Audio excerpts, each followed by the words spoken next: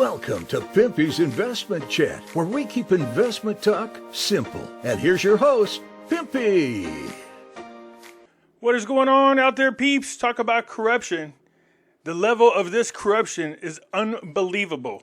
Wait till you find out what happened in Vietnam. I mean, you have to ask yourself, how could anybody pull this off and this not get detected earlier?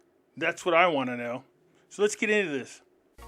Before we get started, do me a favor, hit the thumbs up button.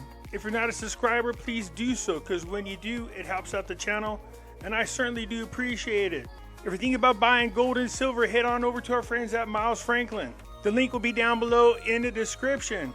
When you make your purchase, make sure you use promo code Pimpy, P-I-M-P-Y, and they'll take care of you. If you have any additional questions, you can reach us over here at this phone number or over here at this particular email. For all orders over $10,000, reach out by email and we'll make sure that you get a great deal. So come on over to Miles Franklin and add to your precious metal inventory. Look at this. Vietnam reels from historic 11.4 billion corruption scandal. The largest corruption scandal in Southeast Asia's history has shaken Vietnam's anti-grift drive. Experts have warned that the country's economic stability may be at stake. Yeah, I would say so. Vietnam has been rocked by the largest corruption scandal to date after authorities last month arrested a prominent real estate developer over allegedly embezzling nearly $12.4 billion, the equivalent of more than 3% of the country's GDP. That's huge, man. In 2016, Vietnam's governing Communist Party began conducting a sweeping anti-corruption campaign. You notice how all these corrupt countries have all these anti-corruption campaigns when all they have to do is arrest the people that they see in the mirror? Since then, it has brought down a national president, a senior government ministers, but the scale of this alleged grift involved in this latest scandal it uncovered raised questions about the true state of Vietnam's banking and property sector. That's what I'm saying. How could this have happened without any detection whatsoever? I mean, don't get me wrong, they eventually caught these people, but wow, 3% of your GDP. So on November the 7th, the Ministry of Public Security alleged that Mr. Lan here, the chairman of a real estate developer, Van Thin Phat Holding Group, had embezzled 304 trillion dong from Saigon Commercial Bank, of which she was a majority stakeholder over several years. What the heck? So this is a female that did this. Okay. Well, that's sexist of you, Pimpy. Yeah, I mean, you know, that's not the first thing to cross my mind. According to the ministry statement, Maya Lan, who was first arrested last year, operated a vast network of more than 1,000 domestic and foreign subsidiaries, as well as further shell companies that took out more than 40 billion in loans from the Saigon commercial banks, appropriating about a third of it through ghost companies she and her family and associates created. Wow, man, they put this whole thing together and ran all these shell companies to try to hide the money. That's clever if you can get away with it. But I wonder why I say she. Maybe, because look, that's him. Maybe it's just, who knows. However way they came up with this she. Yes, it's she and her family. Okay. Well, anyways, there's a picture of a he down here, unless this is a guy who identifies as a she. In mid-November, the Ministry of Public Security also recommended the prosecution of a further 85 people, including 24 government officials and associates of Van Thin Phat Holding Group and Saigon Commercial Banks. Man, they had a whole network of people. So this is what I'm talking about. The only way you can get away with something this big is if the government is helping. So they got 24 government officials in this, including people that work within the bank. Days later, the Internal Affairs Commission of the Communist Party's Central Committee recommended opening investigations into another 23 state officials, including 12 from the State Bank of Vietnam, the country's central bank. Yikes, man, this is at the highest level. Their central bank is involved in this. Gosh dang, man.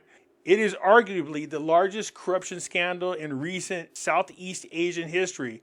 By comparison, the well-documented 1MDB scandal of Malaysia in 2010, which led to Malaysia's dominant party losing power for the first time ever, involved in theft of $4.1 billion. Boy, These guys beat him by 3 times as much from the country's sovereign wealth fund. And that's taken from the people. When you steal from the sovereign wealth fund, that's stealing from the people directly.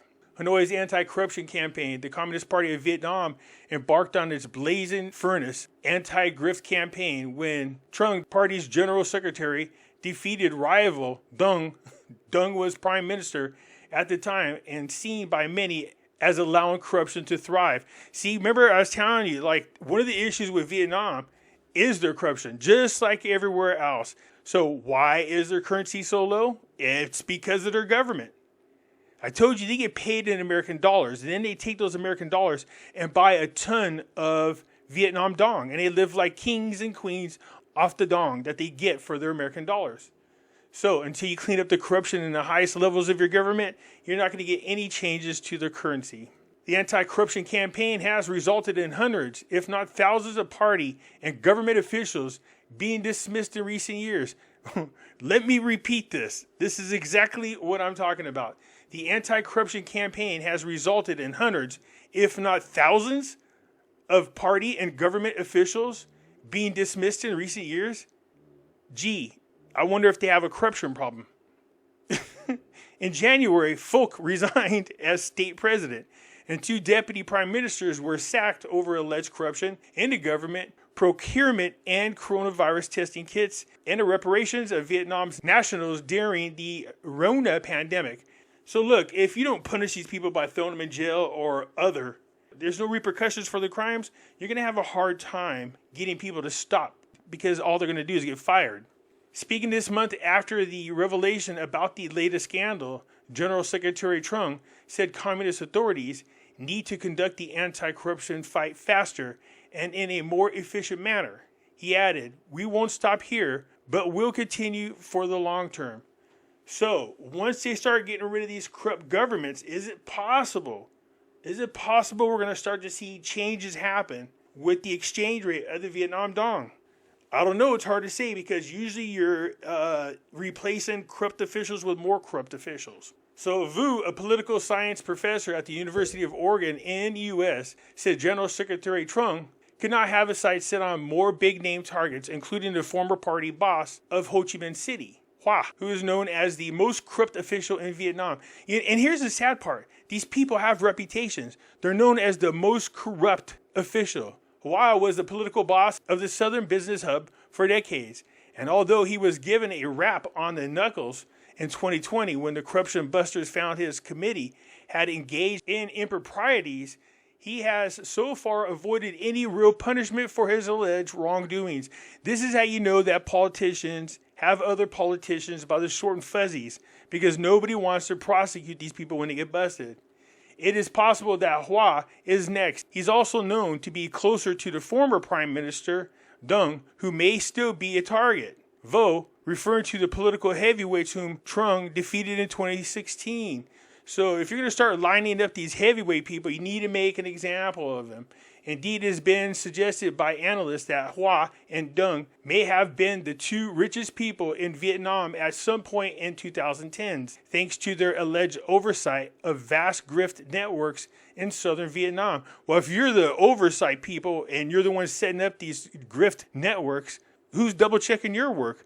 It's easy to let this corruption go by because you're in charge of the committee. There's no doubt that more major scandals and arrests are forthcoming. So we could look forward to that. So will we finally get the corruption cleaned up in Vietnam? This is what Iraq needs. Well, they don't need it. They already did and found out and never did anything about it. They found out that Maliki and his people had committed all kinds of crimes. And once the Prime Minister, Al-Kadhimi, was removed, you knew this was coming. They made up some Trump charges on him and went after him for daring to even bring up Maliki's name. Anyways, you guys, that's it for now. Man, 3% of your GDP is not good.